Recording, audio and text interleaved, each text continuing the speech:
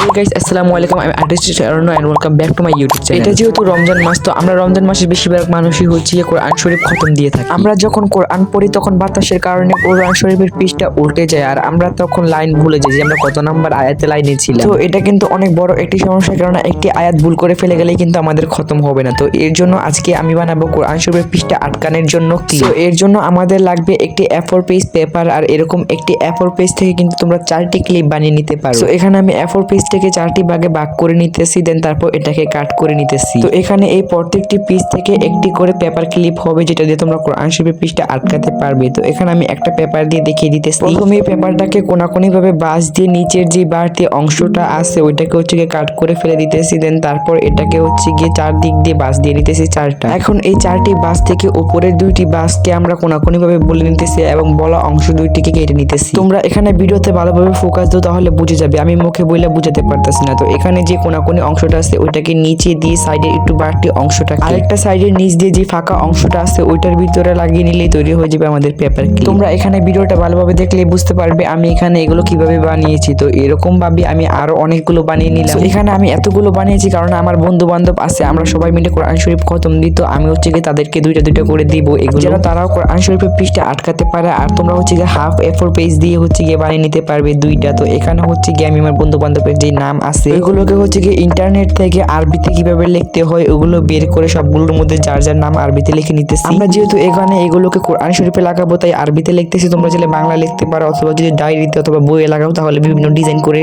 তারপর লাগাতে পারো। এখানে তো তোমরা দেখতেই পাচ্ছ আমি কতগুলো বানিয়েছি। তো এখন হচ্ছে গিয়ে এগুলোকে আমি লাগিয়ে দেখাইতেছি যেগুলো তোমরা কিভাবে লাগাতে পারবে। এই ভিডিওটা আসতে অনেক বেশি লেট হয়ে গেছে কারণ আমি এডিটিং করতে অনেক বেশি আলসেমি করি। এই ভিডিওটা কিন্তু আমি প্রথম রোজার দিনই হচ্ছে গিয়ে শুট করেছিলাম, কিন্তু রোজা রেখে শুট করতে পারলো এডিটিং করার সাহসটা আর জোগান না। তো তোমরা এখানে দেখতে পাচ্ছ কোরআন শরীফে কিভাবে তোমরা পৃষ্ঠা আলগাইতে লাগাতে পারবে পৃষ্ঠার মধ্যে। এরকম সেম ভাবে বানিয়ে তোমরা চাইলে বিভিন্ন ডায়েরিতে বইয়ে তো লাগাতে পারো, আবার চাইলে তোমাদের বন্ধু বান্ধবদেরও গিফট করতে পারো। আমি কিন্তু প্রত্যেক বছর রমজান মাসে এগুলো বানিয়ে বানিয়ে আমার বন্ধুদেরকে গিফট করি। এটা যেহেতু অনেক বেশি উপকারী একটা জিনিস তাই ভাবলাম কেন আমি তোমাদের সাথে এই জিনিসটা শেয়ার করি। তো তোমাদের কাছে এই আইডিয়াটা কেমন লেগেছে অবশ্যই কমেন্ট করে জানাও। আর রোজা রেখে অনেক কষ্ট করে ভয়েস ওভার করতেছে আর সাথে এডিটিং আসি। তো ভালো লাগলে অবশ্যই লাইক এন্ড সাবস্ক্রাইব করে দিতে। দেখা পরবর্তী ভিডিওতে। আল্লাহ হাফেজ।